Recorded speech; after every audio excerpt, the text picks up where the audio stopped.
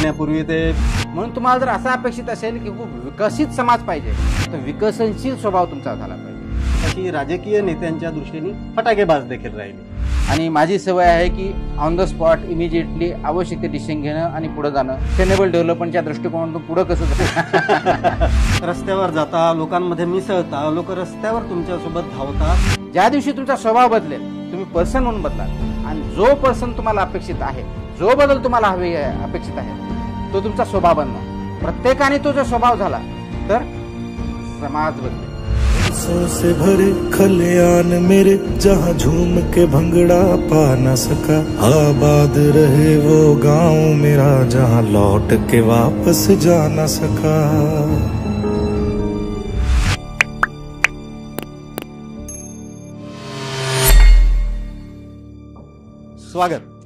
हे स्वागत आहे जगभरातील तमाम खंडातील एका अशा वादळी व्यक्तिमत्वाच्या चाहत्यांसाठी एक अतिशय लायटर व्हेनचा ज्याला आपण म्हणतो ना असा एक प्रश्न घेतोय जरा. तो असा की सर नवी मुंबईला होते, सर नाशिकला होते, सर आता नागपूर सोडून जात आहेत आणि ह्या तीनही शहरांची मी जी नावं घेतलीत ना इथे सर महानगरपालिकेचे आयुक्त होते. म्हणजे सर अनेक ठिकाणी सीई होते, वेगवेगळ्या आणखी पदांवर सरांनी काम केलं आहे. इथे येण्यापूर्वी ते एड्स कंट्रोलला प्रोजेक्ट डायरेक्टर होते. नवी मुंबई महानगरपालिकेचे सर आयुक्त होते, नाशिक मनपाचे आयुक्त होते, नागपूरला मनपाचे आयुक्त होते. या तीनही ठिकाणी सरांची कारकीर्द धडाकेबाज जशी राहिली तशी राजकीय नेत्यांच्या दृष्टीने फटाकेबाज देखील राहिली. पण या तीनही शहरांची सुरुवात न पासून होते आहे, एन पासून. Sir what is this N factor? म्हणजे योगावर विश्वास ठेवत नाही आहे मी, परंतु म्हणजे आता राहिलं फक्त नांदेड आणि Nandurbar. What is this N factor? थोडा एक नांदेड मध्ये मी काम केलेलं आहे. नाही मनपा आयुक्त म्हणून. मनपा आयुक्त मला माहित नाहीये, तर म्हणजे मी एवढंच विचारतोय की मला माहित नाही एन फॅक्टर. पण महानगरपालिका म्हणून या 3 ठिकाणी मी काम केलं. Yes sir. आणि महानगरपालिकेमध्ये काम करताना सिव्हिक इश्यूज खूप महत्वाचे असतात. Yes sir, yes sir. Immediately दररोजच्या जीवनाशी निगडीत नागरिकांशी खूप महत्वाचे इश्यू असतात आणि त्याचा इम्पॅक्ट पण तेवढाच असतो. आणि माझी सवय आहे की ऑन द स्पॉट इमिजिएटली आवश्यक ते डिसिजन घेणं आणि पुढे जाणं. हा माझी सवय आहे. फक्त याच बाबतीत कोणत्याही पोस्टवरती आहे त्याचे परिणाम इमिजिएटली दिसतात. आणि म्हणून ह्या 3 ठिकाणी काम करताना सिव्हिक कम्युनिटीज कशा वाढल्या जातील, लोकांना चांगल्या सवयी कशी लागतील, ही जबाबदारी त्यांची कशी नागरिक ओळखतील, त्यांचं पार्टिसिपेशन कसं होईल, नागरिक सुविधाचा दर्जा कसा सुधारेल, याच्यामध्ये जास्तीत IT चा वापर कसा होईल आणि लॉंग टर्ममध्ये हे शहर सस्टेनेबल डेव्हलपमेंटच्या दृष्टिकोनातून पुढे कसं जाईल. मग ते लिव्हेबिलिटीच्या दृष्टिकोनात असेल, इकॉनॉमिक ऍक्टिव्हिटीच्या बाबतीत असेल, या सगळ्यावरती मी सायमल्टेनियसली प्रयत्न केले. नागरिकांचं त्याला खूप सहकार्य लागलं, पदाधिकाऱ्यांचं लागलं. आणि म्हणून डिसिप्लिन हे सगळं करताना डिसिप्लिन आणल्याशिवाय होऊ शकत नाही. म्हणून प्रशासनामध्ये डिसिप्लिन, डिसिजन मेकिंगमध्ये डिसिप्लिन, टाइमच्या बाबतीत डिसिप्लिन आणि प्रोजेक्ट इम्प्लिमेंटेशनच्या बाबतीत डिसिप्लिन टाइम बाउंड जर केलं तर निश्चित प्रोजेक्ट चांगले होऊ शकतात, वेळेत कामं होऊ शकतात, सुधारणा होऊ शकतात आणि नागरिक त्याला अप्रिशिएट करू शकतात. हे 3 शहराच्या ठिकाणी मी अनुभवलेलं आहे. आणि म्हणून 3 ठिकाणी नागरिकांचा भरमसाठ मला प्रतिसाद लाभला. याचा अर्थ नागरिकांना पाहिजे ते मी दिलं का? नाही. प्रत्येक गोष्ट नागरिकांनी पाहिजे म्हणून मी दिलेली नाही. आवश्यक आहे की नाही हे मात्र व्हेरीफाय केलं आणि त्या दृष्टिकोनातूनच आणि परमनंटली सोल्युशन कसं होईल या दृष्टिकोनातून प्रयत्न केला. मग वॉक विथ कमिशनर सारखा प्रयोग नवी मुंबईतही केला, नाशिकमध्ये केला. खूप मोठ्या प्रमाणात नागरिकांच्या समस्या त्याच्या मार्फत आपण सोडू शकलो. मीट द कमिशनर सगळ्या 3 ठिकाणी केला. 4 ते 5च्या दरम्यान नागरिकांना कोणती अपॉइंटमेंट न घेता मी ते भेटायचो. नवी मुंबईलाही केलं, नाशिकलाही केलं, नागपूरलाही केलं. याच्या माध्यमातून नागरिकांना ज्या दररोज भेडसावणाऱ्या प्रश्न आहेत ते सुटले गेले. त्याचबरोबर कनेक्ट विथ कमिशनर हाही प्रोग्रेस चालू केला. त्याला ॲपचं स्वरूप दिलं. नवी मुंबईला NMCE कनेक्ट केला, नाशिकला NMCE कनेक्ट केला, इथं नागपूर लाईव्ह सिटी ॲप तयार केला, ज्याच्या माध्यमातून नागरिकांच्या ज्या तक्रारी आहेत त्या ॲपवरती टाकावं, त्यांच्या सुटल्या जातं असं बघितलं. नागपूर महानगरपालिकेचा नागपूर लाईव्ह सिटी ॲप आपण एप्रिलच्या पहिल्या आठवड्यात चालू केला. आता समजा ऑगस्ट एंड झाला तर 8 आणि 4 म्हणजे 4 महिन्याच्या कालावधीमध्ये 5 महिन्याच्या कालावधीमध्ये 20,000 पेक्षा जास्त नागरिकांच्या समस्या त्याच्यामधून निराकरण आपण केलं. म्हणजे ॲप तयार केला, ॲपच्या माध्यमातून नागरिकांच्या समस्या सोडवण्याचा प्रयत्न केला. नागरिक त्याच्यातून समाधानी आहेत. 4-5 महिन्याच्या काळात 20,000 पेक्षा जास्त नागरिकांच्या समस्या जर सोडू शकलो तर निश्चितच एक चांगल्या प्रकारची अचिव्हमेंट आहे. नागरिक त्याच्यातून समस्या सुटतात, त्याच्यात कुणा अडचण असण्याचं कारण नाहीये. कुणाच्या आग्रहाखातर मी काम करत नाही. माझं जे दायित्व आहे ते पूर्ण करण्याचा प्रयत्न करतो. मग बऱ्याच वेळेस मला नागरिकांना सुद्धा समजूत घ्यायला लागते, समजावं लागतं. ते पण मी केलेलं आहे. नागरिकांच्या चुकीच्या अपेक्षा असेल त्यांना सांगितलं की चुकीचे ह्या पद्धतीने होणार नाही, करता येणार नाही. माझ्याकडे सुद्धा नागरिक येतात की मला रोड पाहिजे. मला रोड माझी आज प्रायोरिटी नाही, मला सिवेज आज पहिली प्रायोरिटी आहे. हो, स्टॉर्म वॉटर ड्रेनेज माझी पहिली प्रायोरिटी, आरोग्य माझी पहिली प्रायोरिटी, रोड नंतर होऊ शकतो. हे नागरिकांना मी सुद्धा सांगतो. प्रायोरिटी गरजा आहेत, येस 100 काम आहेत, पैसे आपल्याकडे 10च आहेत, तर 10 मध्ये त्या 100 मधले कोणते करायची ही प्रायोरिटी आपण समजली पाहिजे. आणि ती डिसिजन मेकिंग कॅपॅसिटी आणि स्किल्स आणि त्याचबरोबर ती घेण्याची धमक असली पाहिजे. ती मी करतो म्हणून मी चुकीचं करतो असं मला वाटत नाही. प्रायोरिटी करताना तुम्हाला कॉन्फिडन्स मध्ये घेतलं पाहिजे निश्चित. म्हणून तुम्ही म्हणताल 30 पूर्व दिशा किंवा मी म्हणतो 30 पूर्व दिशा असा त्याचा अर्थ होत नाही. नीड काय आहे, फिजिबिलिटी कोणत्या गोष्टीची आहे, प्रायोरिटी कोणती हे जर ठरवलं तर त्या दृष्टीने माझा विकास करण्याचा प्रयत्न राहिला. आणि म्हणून महानगरपालिकेमध्ये याच्यामुळे खूप मोठ्या प्रमाणात नागरिक आपण प्रत्येक ठिकाणी जे म्हणता की सपोर्ट भेटला त्याचं कारण राहील. खंत एकच आहे की नागरिकांनी सपोर्ट केला, परंतु नागरिकांचं पार्टिसिपेशन सुद्धा तेवढंच महत्वाचं असतं. फक्त स्वतःपुरतं बघून चालणार नाही, त्यांना शहरापुरतं बघावं लागेल. म्हणून प्रायोरिटी करताना शहराची पहिली प्रायोरिटी असली पाहिजे, मग झोनची पाहिजे, मग प्रभागाची पाहिजे आणि मग पुढच्या घराची पाहिजे. पण मग माझा प्रभाग मी बघणार, मला बाकीचं माहित नाही, हे बघून चालणार नाही, मला तसं बघून चालणार नाही. म्हणून कमिशनर म्हणून मी शहर पहिलं बघतो आणि शहराच्या दृष्टीनं short term, long term, medium term जे आवश्यक ते मेजर्स घेतो, त्या दृष्टीने चाललो. आणि म्हणूनच तिथले प्रॉब्लेम सॉल्व्ह झाले, लॉंग टर्मचं विजन तयार झालं, लोकांचाही सपोर्ट भेटायला लागला, पदाधिकाऱ्यांचा बऱ्याच सपोर्ट होता.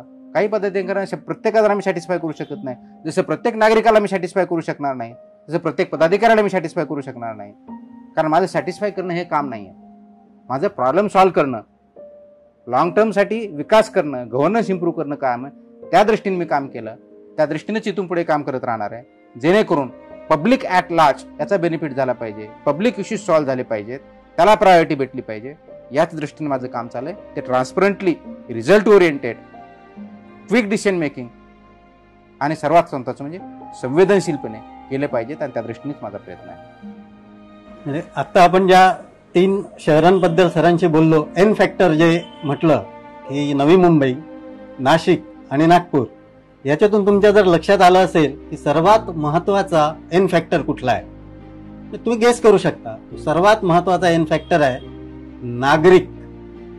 नागरिकांसाठीच आणि नागरिकांसाठी हा तो सर्वात महत्वाचा एन फॅक्टर. मग ते नंदुरबार असू द्या की पुढचं नांदेड असू द्या किंवा आणखी कुठलाही नचा नवीन निर्माण होणारा जिल्हा असू द्या. मला असं वाटतं ऑनेस्टली की तुकाराम मुंढे सरांच्या दृष्टीने सर्वात महत्वाचा एन फॅक्टर जर कुठला असेल किंवा असू शकतो तर तो नागरिक हा असेल, असावा बहुधा. कर्तव्य कठोर मिस्टर तुकाराम मुंढे या मुलाखतीत म्हणजे आता असं होतंय की मला सहज एक शेर आठवला आणि तो जर सांगितला नाही तर मलाच कसं तरी वाटेल कि सुना है लोग पत्थर दिल होते हैं, कर्तव्य कठोर, सुना है लोग पत्थर दिल होते हैं, और यहाँ पे तो पत्थरों के भी दिल होते हैं. म्हणजे असं झालंय ना, नागरिकांसाठीची कमिटमेंट. म्हणजे सर नवी मुंबईला जेव्हा आयुक्त होते तेव्हा त्यांनी वॉक विथ कमिशनर कार्यक्रम सुरू केला. नागपूरला आयुक्त होते तेव्हा जनता दरबार घेतला. म्हणजे लोकांनी मोठ्या भावांसारख्या, त्या मोठ्या अक्षरशः मोठ्या भावासारख्या आपल्या तक्रारी त्यांच्या पुढे मांडल्या. आज सोशल मीडियावर वॉक विथ कमिशनर नाही, लोक रनिंग विथ कमिशनर असं झालं. म्हणजे धो पाऊस लाईक्सचा, लोक सगळं भावना अगदी व्यक्त करतात, सगळं काही मनमोकळेपणे त्यांच्यासोबत शेअर करत आहेत. म्हणजे एरवी एखाद्या ठिकाणी एखाद्या अधिकाऱ्यांनी जावं म्हणून आंदोलन होतात, इथं लोक सरांनी थांबावं म्हणून रस्त्यावर उतरलेले आहेत. आता लोक झाले आहेत वेडे आणि सर झाले आहेत लोकांचे नायक, जननायक, पीपल्स हिरो असे झाले आहेत. या सगळ्या बॅकग्राऊंडवर मी सरांना विचारू इच्छितो की सर, तुम्ही लोकांचे नायक तर झालात, पण आमच्या तुकाराम मुंढे सरांचे नायक कोण? Who are your hero? तुमचे हिरो कोण? मला माहीत नाही आहे की मी लोकांचा नायक झालो की नाही झालो आहे. माझा प्रयत्न फक्त नेहमी म्हणत असतो की माणसाला 2 बाजू असतात आणि अधिकारी म्हणून 2 बाजू असतात. तुमचे कर्तव्य काय आहेत ते जवळजवळ प्रत्येक जणच बजावत असतो कमी जास्त प्रमाणात, पण तुमची भूमिका काय आहे हे खूप कमी जण बजावत असतात. आणि माणूस म्हणून नाही, आपण जन्माला येतो, संसार करतो, नोकरी करतो आणि मृत्यू पावतो. तुम्ही जॉब करत असाल, कर्तव्य करत असाल, तुम्ही जी माणूस म्हणून भूमिका पार पाडली का हे खूप महत्त्वाचं आहे. तसंच ॲज अ ऑफिसर म्हणून जे कोणतं पद असेल त्या पदाची भूमिका तुम्ही पार पाडली का हा माझा प्रयत्न असतो. आणि ते प्रयत्न माझे असतात, म्हणजे भूमिका योग्यरित्या अयोग्यरित्या कमी जास्त प्रमाणात ते जज लोकांनी करायचं, हिस्ट्री विल जज. पण ते भूमिका पार पाडण्याचा माझा प्रयत्न असतो, फक्त कर्तव्य पार पाडण्याचा नसतो.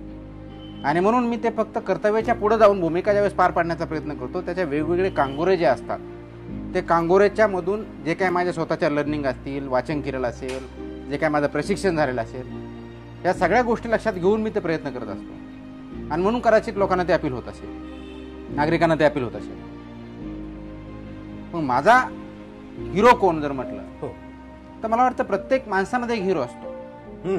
प्रत्येक माणसामध्ये असतो, प्रत्येक गोष्टीत एक हिरो असतो, फक्त तो शोधता आला पाहिजे आणि तो शोधण्याचा प्रयत्न केला पाहिजे. म्हणून मी पर्टिक्युलर एका माणसाला मी असा हिरो मानत नाही, अच्छा, एका व्यक्तीला मानत नाही. तुमच्यामधले जे गुण असतील ते प्रत्येकामधले चांगले गुण मला घेता आले तो माझा हिरो झाला, तो गुण माझा हिरो झाला. म्हणून प्रत्येक व्यक्तीला आपण कधी इमिटेट करू नये असं माझं मत आहे. एम्युलेट करावं, इम्युलेट करावं. हा, इमिटेट नाही, अंधानुकरण करणं कामा नये. त्याचे चांगले गुण आहे ते एम्युलेट केले पाहिजे, त्याच्यावरती आणखी जास्त काय करता येईल. म्हणून माझे वडील बंधूही माझे हिरो आहेत, माझी आई पण माझे हिरो आहेत, माझे वडील पण माझे हिरो आहेत. हिरोमध्ये भरपूर असतात, त्याच्यातले चांगले गुण आपण पुढे द्यायचं. लिव्हिंग लेजंड्स असतात आणि मी एक कॉमन माणूस आहे. म्हणून माझ्या आवडत्या व्यक्तीपैकी मी हिरो असं कुणाला संबोधणार नाही. जसं मी सांगितलं, प्रत्येकामध्ये काहीतरी चांगलं असतं. वाईटपणा कमी करणं आणि चांगलपणा वाढवणं हे आपलं कर्तव्य असतं, त्या दृष्टीनं प्रयत्न करायचा असतो. तुमच्यात काही चांगले गुण आहेत ते मी शोधले पाहिजेत, त्याच्यातलं मी अंगीकार, माझ्यात नसेल तो अंगीकार केला पाहिजे. तुम्ही त्यांच्यामध्ये काहीतरी चांगले ते शोधलं पाहिजे, त्याच्यातलं चांगलं असेल ते अंगीकार केलं पाहिजे. ह्या पद्धतीने आपण केलं तर ती साखळी जाते, साखळी वाढत जाते आणि ते करण्याचा माझा प्रयत्न असतो. म्हणून बऱ्याच वेळेस म्हणतात की माणूस बदलला, तो चांगल्यासाठी बदलला तर उत्तम गोष्ट आहे, वाईटासाठी बदलू नये. बदल हा कॉन्स्टंट असतो, चेंज इज कॉन्स्टंट. आणि जर चेंज केलं नाही तर यू विल बी रिडंडंट. त्याच्यामुळे चेंज असलाच पाहिजे, फक्त तो पॉझिटिव्ह चेंज असावा हे अपेक्षित आहे, डायनॅमिक असावा हे अपेक्षित आहे. माझ्यातही मी चेंज करत असतो, तो पॉझिटिव्हली आणि डायनॅमिक कसा राहील, काळाशी सुसंगत कसा राहील हा माझा प्रयत्न असतो. म्हणून हिरो अनेक आहेत, पण मला आत्ताच्या जगामध्ये जर एखादा माणूस पिकअप करायचा सांगितला की तुम्हाला कुणासारखं व्हायला आवडेल, तर मला वाटतं की Barack Obama is one person where I really want to emulate. Mister Obama, yes, की त्या माणसाने जगामध्ये बदल करण्याचा किती प्रयत्न केला. USA सारखी सुपर पॉवर असताना ही फक्त सुपर पॉवर न राहता जगामध्ये सगळ्यांना नेऊन जगाचं चांगलं गोष्टी कशा घडून आणता येतील हे करण्याचा प्रयत्न केला. तर मला वाटतं की अशा व्यक्ती भरपूर आहेत, पण आयडियल व्यक्ती आज मला जर कोणाला जर जास्त प्रमाणात इम्युलेट करायचं असेल तर बराक ओबामा यांना मी करेन. आणि थोडंसं भारतीय संदर्भात गेम चेंजर प्रशासनातले खूप आहेत, खूप आहेत. जर लेटेस्ट मधलं उदाहरण द्यायचं झालं तर मला वाटतं असे खूप व्यक्ती दिसतील. अगदी लहानात लहान म्हटलं तर पोपटराव पवार जर बघितलं तर छोटं गाव ट्रान्सफॉर्म करणारे आपल्याला दिसतील. आणि मोठ्यात मोठे जर म्हटलं तर लेटेस्टमध्ये माझ्या हयातीत मी ज्यावेळेस म्हणून अभ्यास कॉलेज लाईफमधून जर बघितलं, सर्वात चांगले प्राईम मिनिस्टर व्यक्ती जर मला दिसले असे प्राईम मिनिस्टर किंवा व्यक्ती, तर मी 2 व्यक्तीला मान्य करतो. एक आहेत PV नरसिंहराव आणि दुसरे आहेत डॉक्टर मनमोहन सिंग. अच्छा. या दोघा व्यक्तींनी भारताला 1991च्या क्रायसिसमधून जे बाहेर काढलं आणि त्यानंतर इकॉनॉमी एका वेगळ्या रुळावरची घेतली, म्हणजे ज्याला ट्रान्सफॉर्मेटिव्ह अप्रोच ज्याला म्हणतो. आणि मला जे मी नेहमी एक ब्रीदवाक्य मान्य करत असतो, ट्रान्सफॉर्मेशन नॉट जस्ट चेंज, याच्यामध्ये मी बिलीव्ह करतो. ते ट्रान्सफॉर्मेशन त्या भारतीय इकॉनॉमीमध्ये, भारतीय समाजामध्ये एक वॉटर शेड ज्याला म्हणून 1991च्या दरम्यान जो झाला, तर त्याला ही जोडी तत्कालीन पंतप्रधान आणि तत्कालीन फायनान्स मिनिस्टर होते. आणि त्यानंतर डॉक्टर मनमोहन सिंग ज्यावेळेस प्राईम मिनिस्टर झाले त्यावेळेस त्यांनी जे सोशल रिफॉर्म्स आणले, मला वाटतं की त्यांना मी मान्य करतो.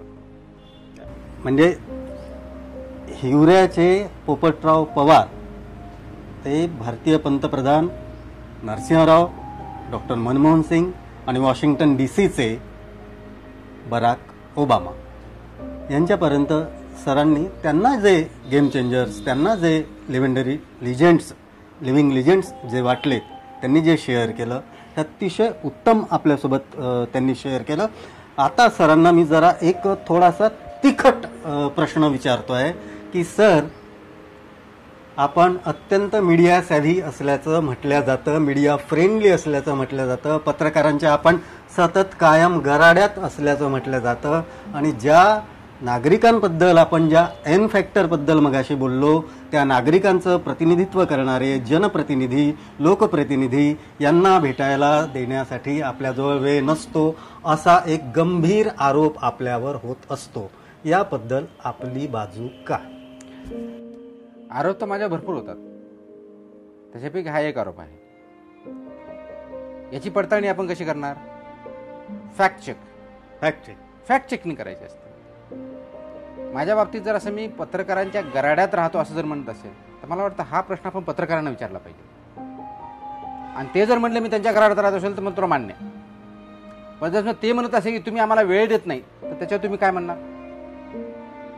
मला पत्रकार हे आरोप करता की तुम्ही आम्हाला वेळच देत नाही म्हणून. अच्छा, हे तुम्ही पत्रकारांशी विचारू शकता. तुम्हाला जर आठवत असेल, ते नागपूरला मी 28 जानेवारीला जॉईन झालो. 28 जानेवारीपासून ते कोविडची मार्च पहिल्या किंवा दुसऱ्या आठवड्यात ज्यावेळेस इथं संचार झाला, तोपर्यंत पत्रकार परिषद सुद्धा मी घेतलेली नव्हती. कोणत्या पत्रकाराला मी भेटलेलो पण नव्हतो, कुणाला मुलाखत पण दिलेली नव्हती. आणि आजही जाताना खूप लोकांनी मला मुलाखतीसाठी वेळ मागितला, मी तो दिलेला नाही. त्याच्यामुळे फॅक्ट चेक. हे बोलतोय कोण बोलतोय काय? तुम्हाला काय म्हणायचं? तुम्ही आरोप केला, त्याच्यामुळे तुम्ही उत्तर हे बोलतोय कोण? मीडिया सेवी असं बोलतोय कोण म्हणते? हे का म्हणून पब्लिक म्हणते? पत्रकार म्हणतायत, तुम्ही सांगा. पदाधिकारी म्हणतायत, कोण म्हणतंय? It is being said. कोणी म्हणतंय? म्हणजे who is saying this? It's not in air. If it is in the air there has to be source. आणि मला जर म्हटलंय की तुम्ही पत्रकारांच्या गराड्यात राहता, तर पत्रकारांना हा प्रश्न विचारला, त्याचं उत्तर आपोआप भेटेल. रादर पत्रकारांचा माझ्यावरती आरोप आहे की तुम्ही आम्हाला वेळ देत नाही म्हणून. असा पत्रकारांचा आरोप आहे, माझ्यावरती आरोप आहे. आणि इथल्या पत्रकारांना तुम्ही विचारून बघा. मी सर्वात जास्त वेळ हा नागरिकांना देतो आणि माझ्या अधिकाऱ्यांना देतो. आवश्यकतेनुसार ज्याला जेव्हा जितका वेळ देणं अपेक्षित आहे, तेवढा मी प्रत्येकाला त्या दृष्टीने वेळ देतो. अनावश्यक वेळ मी घालवत नाही, हे मात्र तथ्य आहे. हे मात्र तथ्य. म्हणजे तुम्ही वेळ देता, परंतु फावला आणि अनावश्यक वेळ देत नाही, असं सरांचं म्हणणं आहे. सरांना मी आता अतिशय एक जिव्हाळ्याचा प्रश्न विचारतो, कारण सर ज्या भागातून आलेले आहेत तो भाग मराठवाडा आणि विदर्भाचं वैशिष्ट्य, एक वेगळं वैशिष्ट्य, पाण्याचं दुर्भिक्ष. मराठवाड्यातूनच सरांचं आपण सुरुवातीपासूनच जे म्हटलेलं आहे की बालपण, आणि सरांबद्दल बोलतानाच आपण सुरुवातीला एक सायको अनालिसिस असा शब्द वापरलेला होता की ज्या भागातून व्यक्तीची वाढ होते, ज्या प्रदेशातून, ज्या पर्यावरणातून वाढ होते, पाण्याचा प्रचंड तुटवडा असलेले हे दोन्ही महाराष्ट्रातील भौगोलिक प्रदेश आहेत. आणि सर जिथे जिथे गेलेत, ज्या ज्या पदांवर गेलेत, सरांनी पहिलं काम जर केलं असेल, मी स्ट्रॉंग वर्ड वापरतो, पाण्याच्या माफियाची दुकानदारी सरांनी बंद केली. पाण्याच्या माफियांची दुकानदारी बंद केली असं मी परत एकदा म्हणतोय. सर, हे पाण्याची माफिया जे आपण अक्षरशः त्यांची दुकानदारी लंबी केली असं आपण म्हणूया, यामागे इतकी कडक भूमिका घेण्याचं काय कारण, त्यामागचं स्टॉन्च अशी भूमिका घेण्याचं काय? म्हणजे टँकर्स सगळे जिथे जिथे गैरवापर होता, म्हणजे बीट, सोलापूर, तुम्ही तिथला 400 टँकर, 4,000 टँकर जिथे चालायचे त्याचा ग्राफ तुम्ही म्हणजे अक्षरशः खालीच आणला, झोपवून टाकला तो ग्राफ. नागपूरमध्ये आम्ही तेच बघितलं. यामागे प्लीज थोडंसं काय आहे सांगा. अप्रोच माझा वेगळा आहे, तुमचा बघण्याचा दृष्टिकोन वेगळा आहे, माझा दृष्टिकोन वेगळा आहे. येस. तुम्ही माफिया मोडली असं म्हणताय, मी माफिया मोडण्यासाठी काम करत नाही. मी परत सांगतो, माझा उद्देश त्या दृष्टीने काम करतो. माझं काम काय, लोकांना पाणी पुरवणं हे आहे. हो, मी पाणी पुरवतो अर्थात, आणि ते कायमस्वरूपी असावं हा माझा आग्रह असतो, परमनंट असावं हा माझा आग्रह असतो. म्हणून जर समजा सोलापूर जिल्हाधिकारी म्हणून काम करताना दरवर्षी जर 500 ते 600 टँकर दर दिवस जर लागत असतील, ते कशासाठी लागत आहेत की पाणी देण्यासाठी. माझा प्रश्न, तुम्हाला प्यायचं पाणी पाहिजे, मी प्यायचं पाणी दे, मी त्या टँकरने देऊ नाही तर नळा देऊ, हा माझा प्रश्न आहे. तुम्हाला टँकरच का पाहिजे? मी ते जर नळाने दिलं तर काय प्रॉब्लेम आहे तुम्हाला, आणि ते कायमस्वरूपी दिलं तर काय प्रॉब्लेम आहे? त्याच्यामुळे तुमची कोणती लॉबी असेल ती जर ब्रेक होते, याच्याशी मला देणं घेणं नाही ना.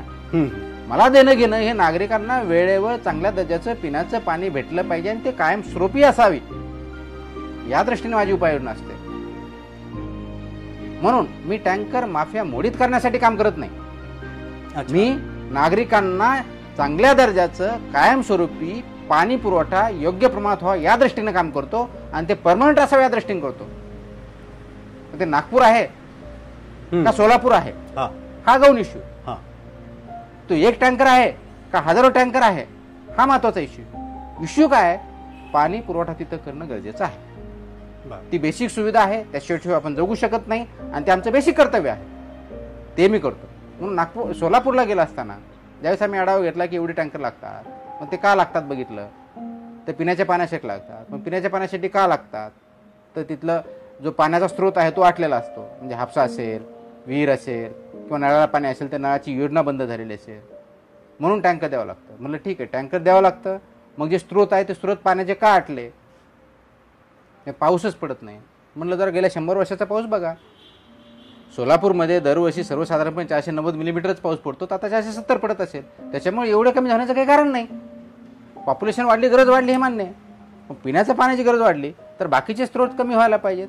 त्या दृष्टिकोनातून आपण काम केलं पाहिजे, त्या दृष्टिकोनातून आम्ही प्रयत्न केला. मग आम्ही बघितलं, आपल्याला आश्चर्य वाटेल, सोलापूरमध्ये जॉईन झालो त्यावेळेस पिण्याच्या पाण्याचे स्रोत किती होते शोधले तर 1,500 स्रोत सापडले पहिले. नंतर ते डिसेंबरला 4,000 झाले, आणि मार्चपर्यंत ते स्रोत 15,000 सापडले आम्हाला. माय गुडनेस. तेच फक्त ते बंद होते, तर आम्ही स्रोत चालू केले. पिण्याच्या पाण्याच्या योजना बंद होत्या, नळ बंद होते, नळ चालू कसे होते याच्यावरती खर्च केला. टँकरच्या ऐवजी नळावरची खर्च केला. हातपंपाचा पाईप फुटला असेल त्याच्यावरती खर्च केला. ट्यूबवेल खोदण्याऐवजी ज्या ट्यूबवेल आहेत त्या रिव्हाइव्ह करण्याचा प्रयत्न केला, म्हणजे कायमस्वरूपी केलं. मग टँकर बंद झाले आणि कायमस्वरूपी पाणी पुरवठा सुरू झाला. नागपूरलाही तेच आहे. टँकर शहरामध्ये 350 टँकर पावसाळ्यात पण चालू असावेत. महानगरपालिका दर्जाची गेले अनेक वर्ष आहे. टँकरने पाणी पुरवठा व्हावा का, पाईपलाईन होऊ शकत नाही, आम्ही त्या पाईपलाईन कंप्लीट केल्या. म्हणून जवळजवळ 150 टँकर आम्ही बंद करू शकलो. आणि जर कोविड आला नसता तर आतापर्यंत 350ला 350 टँकर बंद करत होतो. परमनंट सोर्स देतोय, कायमस्वरूपी चांगल्या दर्जाची सेवा देतोय. मग त्याच्यामुळे कोणी टँकर असेल किंवा कोणती लॉबी असेल ती जर बंद होते तर 72 टँकर लॉबी चालवणं हे माझं काम नाही, पाणी पुरवठा करणं हे काम आहे, ते मी करतो, कायमस्वरूपी करतो. म्हणून माझं फक्त कर्तव्य पाणी देणं आहे. भूमिका कायमस्वरूपी चांगला दर्शनाचा आहे, म्हणून ते भूमिका मी पार पाडतो. मग त्याच्यामध्ये कुणाचे धंदे बंद होत असतील, कुणाचे धंदे चालू ठेवण्यासाठी प्रशासन करायचं नसतं. नागरिकांना चांगलं जीवन जगण्यासाठी मदत करायचं माझं काम आहे, ते मी केलं. मग त्याच्यामध्ये कोणत्या माफिया बंद झाल्या तर ते मी योग्यच करतो असं माझं मत आहे. म्हणजे इंटरव्ह्यू असा तापत चाललेला आहे, आपण तो आणखी थोडासा तापवूया. तो असा तापवूया की सर्व लोकप्रतिनिधी, जनप्रतिनिधी भ्रष्ट आहेत, आणि मिस्टर तुकाराम हरिभाऊ मुंडे हे एकमेव क्लीन अधिकारी आहेत असा आरोप होतो. काय म्हणता सर? हे कोण करतं? हे मी म्हटलंय? तुम्ही म्हणत नाही आहात. पदाधिकारी भ्रष्ट आहे असं मी म्हटलंय? मी असा फक्त क्लीन आहे असा असं? गंभीर आरोप होतो. समोरच्या व्यक्तीने आरोप काय करावे हे माझ्या हातात नाही, पण आरोप करताना त्याला काही तथ्यांश असेल तर उत्तम, त्याला काहीतरी बेस दिला तर उत्तम, त्याला काही सबस्टॅन्शिएट केलं तर उत्तम. फक्त माझ्या मनात आलं म्हणून बोलायचं त्याच्यावर तुम्ही रिॲक्शन देणं अपेक्षितच नाही. माझं एवढंच म्हणणं आहे की मी स्वतः काम करत असताना जास्तीत जास्त ट्रान्सपरंटली, यशस रिझल्ट ओरिएंटेड, जास्तीत जास्त नीड बेस्ड आणि सेन्सिटिव्हली करेल, आणि मी करत आलो आणि करत राहणार आहे. आता हे काम करत असताना कुणी स्वतःला भ्रष्ट म्हणून घेत असतील तर मी काय करू शकत नाही. मी तर कुणाला भ्रष्ट असं म्हटलेलं नाही की ह्या पदाधिकारी भ्रष्ट आहे असं माझं कुठं स्टेटमेंट आहे का, किंवा त्याप्रमाणे मी वागलो आहे का? नाही. चुकीच्या गोष्टी होत असेल तर मी थांबवतो, योग्य मार्गाने कसं करता येईल बघतो, जास्तीत जास्त लोकाभिमुख निर्माण कसे असेल बघतो, कारण गव्हर्नन्स हे लोकांसाठीच आहे, नागरिकांसाठीच आहे. So people centricity is the theme. Procedure पाळल्या पाहिजेत, नियम पाळले पाहिजेत, कारण नियमानुसारच काम करण्यासाठी आमची अपॉइंटमेंट झालेली असते. नियमाव्यतिरिक्त काम करण्यासाठी आमची अपॉइंटमेंट नसतेच. नियम बनवणं हे त्यांचं काम आहे, त्यांनी करावं. त्याच्यामुळे माझं स्पष्ट मत आहे, भ्रष्टाचार फक्त कामामध्ये नसतो, भ्रष्टाचार तुमच्या डोक्यापासून सुरुवात होतो. थॉट प्रोसेस भ्रष्ट असली की तुम्हाला सगळंच भ्रष्ट दिसतं. असं जर कुणाला जर भ्रष्ट दिसत असेल तर त्याची थॉट प्रोसेसचा प्रॉब्लेम आहे, त्याला मी काही करू शकत. किंवा जर तुम्ही म्हणत असाल तर ते प्रूव्ह करता आलं पाहिजे, त्याला फॅक्ट्स केलं पाहिजे, सबस्टॅन्शिएट केलं पाहिजे. त्याच्यामुळे माझी थॉट प्रोसेस क्लिअर आहे, माझी थॉट प्रोसेस ट्रान्सपरंट आहे, पीपल सेंट्रिक आहे, रिझल्ट ओरिएंटेड आहे, प्रोसेस ओरिएंटेड आहे. त्याच्यात चुका असेल तर दाखवा, मी इम्प्रूव्ह करायला तयार आहे. तुमच्यामध्ये असेल तर तुम्ही इम्प्रूव्ह करा. नुसतं आरोप प्रत्यारोप करण्यापेक्षा action speaks louder than words. माझा 15 वर्षाचा कारभार सगळ्यांना माहिती आहे ना, तो ट्रान्सपरंट आहे. त्याच्या ऍक्शनच्या आधारे, 15 वर्षाच्या कारभाराच्या आधारे मला जज करावं. कुणीतरी काहीतरी म्हणतंय म्हणून मला जज करू नये, स्वतःच्या एक्सपिरियन्सच्या आधारे जज करावं. एवढीच माझी विनंती. सरांना मी थोडासा एक कौटुंबिक प्रश्न विचारतो की सर, तुम्ही रस्त्यावर जाता, लोकांमध्ये मिसळता, लोक रस्त्यावर तुमच्यासोबत धावतात, मात्र जेव्हा तुम्ही घरी येता फॅमिली सफर होत नाही का हो? आणि कसं तुम्ही ते मॅनेज करता, सांभाळून? थोडंसं म्हणजे एक थोडा त्रास होतो, सफर होते, पण मग सगळ्याच गोष्टी आपल्याला भेटू शकत नाही, कुठेतरी आपल्याला कॉम्प्रोमाइज करावं लागतं. तर मी पर्सनल लाईफमध्ये कॉम्प्रोमाइज करतो. पर्सनल लाईफमध्ये कॉम्प्रोमाइज करावं लागतं, करावंच लागतं. पब्लिक लाईफमध्ये मी कॉम्प्रोमाइज केलं नाही, कारण पब्लिक कॉन्ट्रीब्युशन करणं हे मला जास्त वाटतं, कारण being a public servant, being a civil servant हा माझा रोल आहे असं मला वाटतं.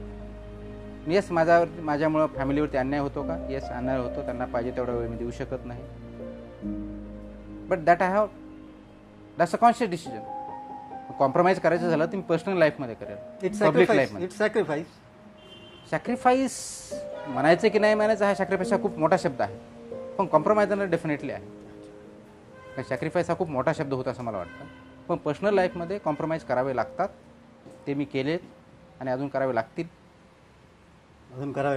की जर पब्लिक लाईफमध्ये जर असं वागायचं असेल तर डेफिनेटली पर्सनल लाईफमध्ये बऱ्याच गोष्टी कॉम्प्रोमाइज कराव्या लागतात. मग त्याला तुम्ही सॅक्रिफाईस म्हणा, कॉम्प्रोमाइज म्हणा, दुसरं काय म्हणायचं ते म्हणा.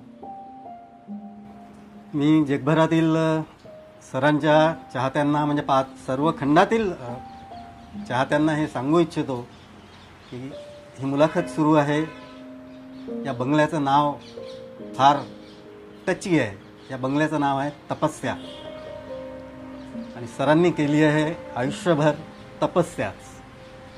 परंतु सरांना माझी कळकळीची अशी विनंती आहे की या तमाम महाराष्ट्रातील जनतेला आणि सर विशेषतः युवा पिढीला आपलं काय सांगणं आहे मनापासून?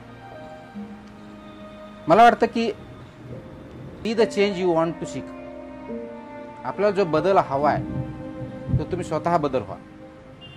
आपण फक्त एवढंच एक्सपेक्टेशन नाही करायचे की हा समाज एकदम चांगला झाला पाहिजे, पारदर्शक कारभार चालला पाहिजे, भ्रष्ट नको, विकास झाला पाहिजे, आरोग्य सुविधा सुधारल्या पाहिजेत. हे फक्त बोलून चालणार नाही आहे. आणि फक्त वाटून चालणार नाही. तर याची सुरुवात आपल्या स्वतःपासून करावी लागेल, स्वतःच्या कुटुंबापासून करावं लागेल. ऑटोमॅटिक ते समाजापर्यंत जाईल. म्हणून आपल्याला काय अपेक्षित आहे, तर सर्वात महत्त्वाचं थॉट प्रोसेस बदलणं आवश्यक आहे. हा बदल होऊ शकतो, हा बदल आपण करू शकतो. आणि त्याच्यामध्ये मी स्वतःपासून सुरुवात करू आणि यापर्यंत पोहोचू शकतो. ही थॉट प्रोसेस प्रत्येकाच्या डोक्यामध्ये सुचली पाहिजे. हे थॉट आला की त्याला कन्वर्ट ॲक्शनमध्ये करावं लागेल. आणि ती ॲक्शन आपण घ्यावं लागेल, स्वतःपासून घ्यावं लागेल. जिथं प्रशासनाची शासनाची मदत लागेल तिथं त्या ठिकाणी त्यांची घ्यावी लागेल. म्हणून थॉटनी सुरुवात करावं लागेल, ॲक्शनमध्ये त्याचं रूपांतर करावं लागेल. आणि एक थॉट एक ॲक्शन, एक विचार एक काम, एक सवय. दुसरा थॉट दुसरी ॲक्शन दुसरी सवय, तिसरा थॉट तिसरी ॲक्शन तिसरी सवय. मग तुमचे विचार बदलावे लागतील, त्याच्यानुसार आचरण बदलावं लागेल, त्याच्यानुसार काम करावं लागेल, त्याच्यानुसार सवय बदलावं लागतील. एक सवयीपासून दुसरी सवय बदलावं लागेल, दुसऱ्यापासून तिसरी बदलावी लागेल. निगेटिव्हिटीमधून पॉझिटिव्हिटीकडे जावं लागेल. आणि सवयीमधून तुमचा स्वभाव बदलेल. ज्या दिवशी तुमचा स्वभाव बदलेल तुम्ही पर्सन म्हणून बदलाल. आणि जो पर्सन तुम्हाला अपेक्षित आहे, जो बदल तुम्हाला हवे अपेक्षित आहे, तो तुमचा स्वभाव बनवा. प्रत्येकाने तो जर स्वभाव झाला तर समाज बदलेल. म्हणून तुम्हाला जर असा अपेक्षित असेल की खूप विकसित समाज पाहिजे, तर विकसनशील स्वभाव तुमचा झाला पाहिजे. तुमचा विकसनशील स्वभाव होणं म्हणजे थॉटमध्ये होणं आणि ॲक्शनमध्ये होणं. पॉझिटिव्ह एनर्जी त्याच्यातून निर्माण होईल, पॉझिटिव्ह ॲक्शन्स निर्माण होतील, तुमचा तो स्वभाव बनेल. तुमचा स्वभाव झाला की तुमच्याबरोबर 4 जणांचा स्वभाव बनवा. 4 जणांचा झाला की 100 जणांचा होईल, 100 जणांचा समाजाचा होईल. म्हणून थॉट, ॲक्शन, नेचर, विचार, आचरण, सवय, सवयीमधून स्वभाव, स्वभावामधून ॲक्शन बनला. आणि ही सायकल जी व्हिशियस सायकल आहे, निगेटिव्हिटी, निगेटिव्हमधून भ्रष्टाचार, भ्रष्टाचारातून ट्रान्सपरन्सी नको, मग त्याचे निगेटिव्ह विचार, त्याच्याऐवजी पॉझिटिव्ह विचार, पॉझिटिव्ह विचार positive action, positive action positive स्वभाव, स्वभावामधून तुमचा स्वभाव, एकाचा स्वभाव मल्टिपल स्वभाव, ही व्हर्च्युअस सायकल तयार करावं लागेल. म्हणून फक्त बोलते सुधारक न होता, बोल घेवडे सुधारक न होता, करते सुधारक व्हा. आणि आपल्याला जो बदल अपेक्षित आहे तो आपल्यापासून सुरुवात करा, बाकी सगळे होतील. म्हणून माझ्या परीने मी प्रयत्न करतोय. प्रत्येकाच्या प्रयत्नानं जर केलं तर हा समाज बदलायला, आपल्याला अपेक्षित असलेला भारत घडायला, आपल्याला अपेक्षित असलेला समाज घडायला वेळ लागणार नाही. म्हणून करते सुधारक व्हा, फक्त बोलगेवढे होऊ नका. तुकाराम मुंडे चांगले होते एवढं म्हणून चालणार नाही. जे कोणी चांगलं असेल, चांगले गुण असेल ते अंगीकारा, त्याच्यानुसार आपण करायला लागा. हा बदल त्यांनी, तुकाराम मुंडेंनी का करावा, तुम्ही का करू शकत नाही? हा बदल नगरसेवकांनी का करावा, तुम्ही का करू शकत नाही? तुमच्या अधिकारामधलाच म्हणतोय मी, तुमच्या अधिकाराच्या बाहेरचं म्हणत नाही. शहर विकासाकडे वाटचाल करायची तर त्याच्यामध्ये मी काय कॉन्ट्रीब्यूट करू शकतो? जर कॉन्ट्रीब्यूट करू शकत नसेल तर कमीत कमी त्या विकासामध्ये अडथळे निर्माण होणार नाही एवढं मी करू शकतो का? हे शहर स्वच्छ ठेवायचं तर मी घाण करणार नाही एवढं तुम्ही होऊ शकतो. पाणी व्यवस्थित पाहिजे तर पाण्याचा अपव्यय करणार नाही एवढं तुम्ही होऊ शकतो. आरोग्य सुविधेचा गैरवापर करणार नाही एवढं तुम्ही होऊ शकतो. मी असिम्टमॅटिक कोविड पॉझिटिव्ह असेल तर मी बेड ऑक्युपाय कशाला केलं पाहिजे? मी घरी राहू शकतो. ह्या छोट्या छोट्या गोष्टीत पण महत्वाच्या आहेत. म्हणून विचारसरणी बदला, विचारसरणी बदलली, आचरण बदला, आचरण बदललं की स्वभाव बदला, स्वभाव बदला, तुमचा कुटुंबाचा स्वभाव बदला, तुमच्या सोसायटीचा स्वभाव बदलेल, सोसायटीचा झाला शहराचा होईल, शहराचा झाला देशाचा होईल.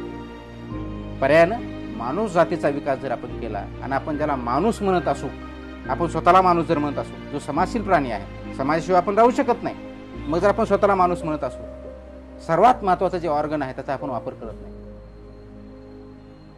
करत नाही. ही सर्वात महत्वाची दुःखद गोष्ट आहे. आपण ज्ञानेंद्रिय म्हणतो 5, त्या 5 पैकी किती ज्ञानेंद्रियाचा खरोखर वापर करतो? आपण तोंडाने बोलतो, कानाने ऐकतो, डोळ्यांनी बघतो, हाताने टच करतो, सगळ्या गोष्टी करतो. या सगळ्यांचं जे प्रोसेसिंग होतं, सीपीयू जे तुमचा मेंदू आहे त्याचा किती वापर करतो हा महत्वाचा भाग आहे. म्हणून फक्त वाचलं म्हणजे बिलीव्ह करायचं अपेक्षित नाही आहे, सायंटिफिक गिव्हन ऑफ माइंड नाही आहे. वाचल्यानंतर मनन केलं पाहिजे, ॲप्लिकेशन ऑफ माइंड झालं पाहिजे. त्याला सायंटिफिक कसोटी लावली पाहिजे. बघितल्यानंतरही तेच केलं पाहिजे, ऐकल्यानंतरही तेच केलं पाहिजे, टच केल्यानंतरही तेच केलं पाहिजे. याचा जर वापर केला त्याला सायंटिफिक बेंड ऑफ माइंड म्हणू, आणि ते कसोटी प्रत्येक क्षणाला, प्रत्येक विचाराला आणि प्रत्येक आचरणाला जर केली, आणि विशेष करून युवा वर्गाने जर हे केलं, तर मला अभिप्रेत असलेला आणखी एक जो व्यक्ती हिरो म्हणून मागा मी सांगताना बोललो नाही, कारण ते हयात नाहीत म्हणून मी बोललो नाही. डॉक्टर APJ अब्दुल कलाम यांनी जे सांगितलं, त्यांचा ड्रीम 2020 मध्ये राहत असलो, त्यांचा ड्रीम जर नाही तर आपण 2025ला करायचं का 30ला करायचं, हे प्रत्येक 130 कोटी नागरिकांच्या ॲक्शनवरती अवलंबून आहे. फक्त एका व्यक्तीच्या, एका पदाधिकाऱ्याच्या, एका अधिकाऱ्याच्या हायेस्ट किंवा लोएस्ट याच्यावरती अवलंबून नाही आहे. 130 कोटी लोकांनी ज्यावेळेस ठरवेल की आज आपला भारत सुजलाम सुफलाम करायचा, त्याला जास्त वेळ लागणार नाही. म्हणून action speaks louder than words नुसार नागरिकांनी, प्रत्येक युवकांनी ॲक्शन घेतली पाहिजे, योग्य ॲक्शन घेतली पाहिजे, पब्लिक इंटरेस्टमध्ये घेतली पाहिजे, पॉझिटिव्ह घेतली पाहिजे. ही केलं तर निश्चित आणि निश्चितच आपण पुढे जाऊ शकतो, विकास होऊ शकतो असं मला वाटतं. खूप खूप मनपूर्वक, मनापासून धन्यवाद. खरं तर बस 2च ओळी आहेत माझ्याजवळ साहिर लुधियानाच्या. साहिर साहेबांच्या फक्त 2 ओळी आहेत, त्या एवढ्याच आहेत. अभी ना जाओ छोड़कर कि दिल अभी भरा नहीं. Thank you so much sir. Thank you so much. Thank you so much.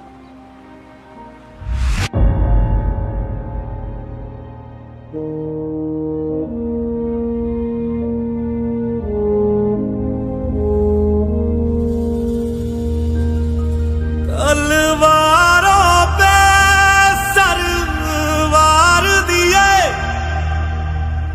अंगारों में जिस्म जलाया है, तब जाके कहीं हमने सर पे ये केसरी रंग सजाया है.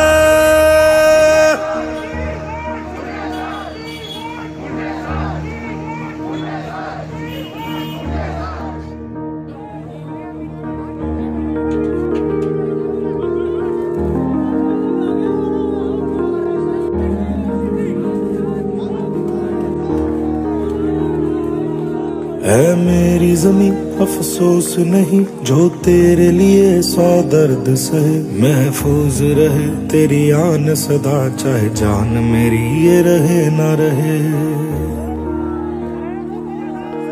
मेरी जमीन महबूब मेरी, मेरी नस नस में तेरा इश्क बहे, फीका ना पड़े कभी रंग तेरा, जिस्मों से निकल के खून कहे.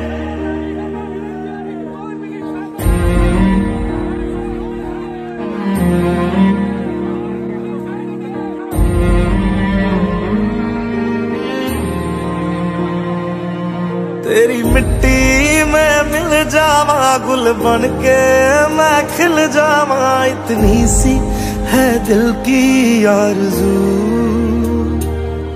तेरी नदियों में बह जावा, तेरे खेतों में लहरावा, इतनी सी है दिल की आरज़ू.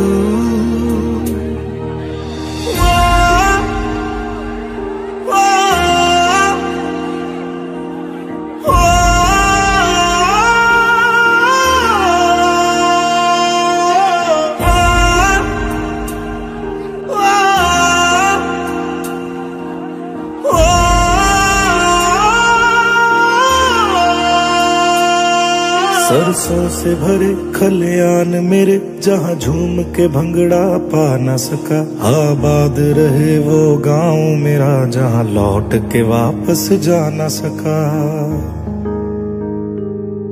ओ वतना में मेरे वतना में, तेरा मेरा प्यार निराला था, कुर्बान हुआ तेरी असमत पे, मैं कितना नसीबों वाला था.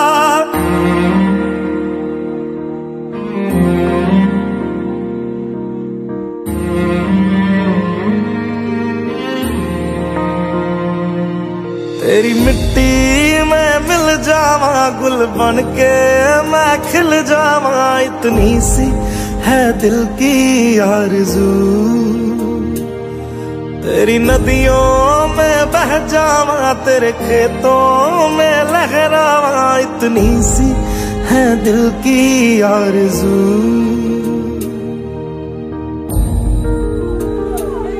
केसरी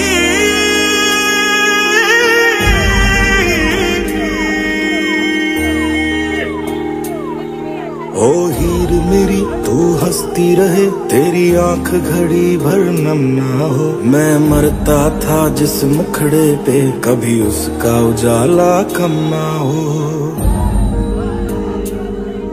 ओ माई मेरी क्या फिक्र तुझे, क्यों आंख से दरिया बहता है। तू कहती थी तेरा चांद हूँ मैं, और चांद हमेशा रहता है। तेरी मिट्टी में मिल जावा, गुल बन के मैं खिल जावा, इतनी सी है दिल की आरज़ू। तेरी नदियों में बह जावा, तेरी फसलों में लहरावा, इतनी सी है दिल की आरज़ू।